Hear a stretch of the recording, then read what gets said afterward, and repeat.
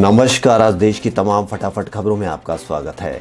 पूरी दुनिया इस समय कोरोना महामारी से जूझ रही है और अब तक लाखों लोगों की जान जा चुकी है। संक्रमण को कम करने के लिए दुनिया भर की सरकारों ने कई सार्वजनिक उपाय लागू किए हैं। भारत भी इससे अछूता नहीं है और एक बार फिर कोरोना संक्रमण ने रफ्तार पकड़ ली है। यही वजह है कि सरकार लोगों से लगातार सार्वजनिक जगह और गाड़ियों में मास्क पहनने की अपील कर रही है ताकि संक्रमण को रोक किया जा सके। अब एक रिसर्च में यह भी साबित हो गया है कि मास्क के इस्तेमाल से कोरोना संक्रमण की दर को 45% तक कम किया जा सकता है। किसान आंदोलन को लेकर सियासी पारा गर्म है। ऐसे में किसानों के मुद्दे पर आज राष्ट्रीय जनता दल ने एक दिन का सांकेतिक धरने का ऐलान किया। बिहार में नेता प्रतिपक्ष तेजस्वी यादव ने कल घोषणा की थी कि आज शनिवार को सुबह 10 बजे से दिन के 2 बजे तक पटना के गांधी मैदान के अंदर सांकेतिक धरने पर बैठेंगे। उनके साथ आरजेडी कार्यकर्ता के साथ कांग्रेस के भी लोग मौजूद थे। कृषि कानूनों को लेकर केंद्र सरकार और किसानों में टकराव बढ़ गया है। सरकार और किसान नेताओं के बीच दिल्ली के विज्ञान भवन में 5वें दौर की बातचीत चल रही है।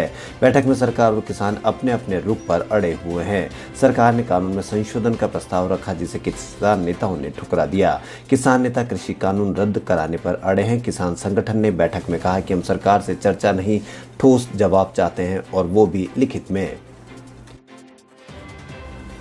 कोरोना वैक्सीन के फेज 3 ट्रायल में शामिल होने वाले हरियाणा के गृह स्वास्थ्य मंत्री अनिल विज कोरोना संक्रमित हो गए हैं। कोरोना वैक्सीन की डोज लेने के बाद भी संक्रमित हो जाने पर दवाई पर कई तरह के सवाल उठ रहे हैं, लेकिन स्वास्थ्य विशेषज्ञ इसे ट्रायल के दौरान होने वाली सामान्य प्रक्रिया करार दे रहे हैं।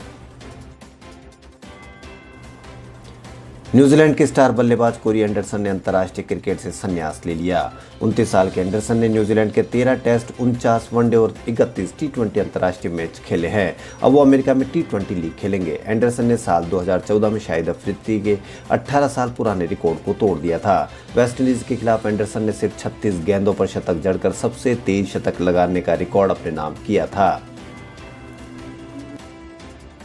किसानों और केंद्र सरकार के बीच 5वें दौर की अहम बैठक से पूर्व किसान नेता राकेश टिकैत ने कहा कि इस समस्या का समाधान तभी निकलेगा जब किसान अपना कानून खुद बनाएंगे। उन्होंने कहा कि हम किसी भी ऐसे कानून को स्वीकार नहीं करेंगे जो बिना हमसे पूछे चुपचाप बनाकर हमारे ऊपर थोप दिए गए हैं।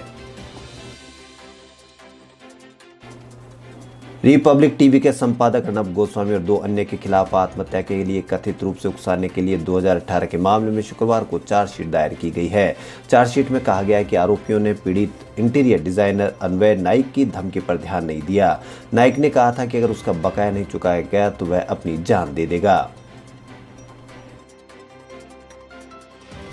देश को जल्द ही नया संसद भवन मिलने जा रहा है। सरकार ने नए भवन के निर्माण के लिए तैयारियां शुरू कर दी है। 10 दिसंबर को नए भवन के निर्माण के लिए भूमि पूजन किया जाएगा। इसके लिए देश के प्रधानमंत्री नरेंद्र मोदी को न्योता भेजा गया है।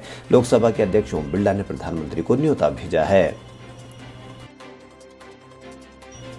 प्रधानमंत्री नरेंद्र मोदी ने कोविड-19 को लेकर सर्वदलीय में जल्द ही इसका टीकाकरण का भरोसा दिया है।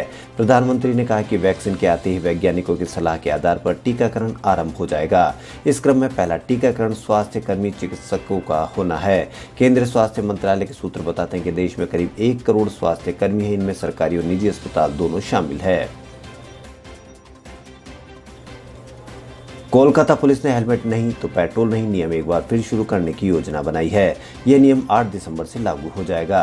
कोलकाता पुलिस के एक वरिष्ठ अधिकारी ने बताया कि इस नियम के तहत बिना हेलमेट पहने बाइक सवारों को पेट्रोल देने से पेट्रोल पंप संचालकों को रोका जाएगा। उन्होंने बताया कि यह नियम 8 दिसंबर से लागू होकर अगले 60 दिन तक जारी रहेगा। देश भर में बढ़ रहे कोरोना संक्रमण के बीच सुप्रीम कोर्ट में एक याचिका दायर की गई है जिसमें निजी प्रयोगशाला और अस्पतालों द्वारा आरटी-पीसीआर परीक्षण के लिए ली गई अतिरिक्त राशि की वापसी के लिए निर्देश दिए जाने की मांग की गई है। साथ ही देश भर में आरटी-पीसीआर परीक्षण की कीमत को 400 रुपए तय करने की मांग भी की गई है।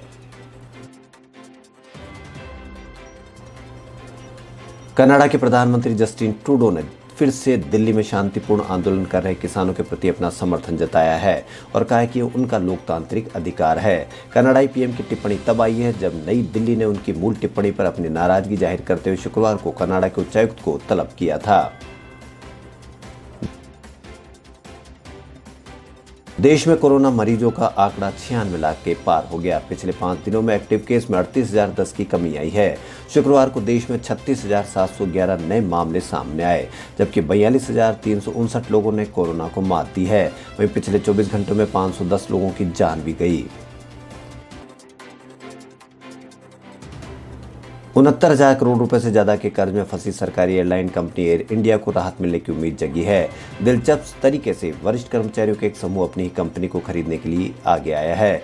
ये कर्मचारी प्राइवेट इक्विटी फर्म के साथ सरकारी बोली में हिस्सा लेने की तैयारी कर रहे हैं। अगर बात बनती है तो देश के कॉरपोरेट इतिहास का यह पहला मामला होगा जब किसी सरकारी कंपनी को उसके ही कर्मचारी खरीदेंगे।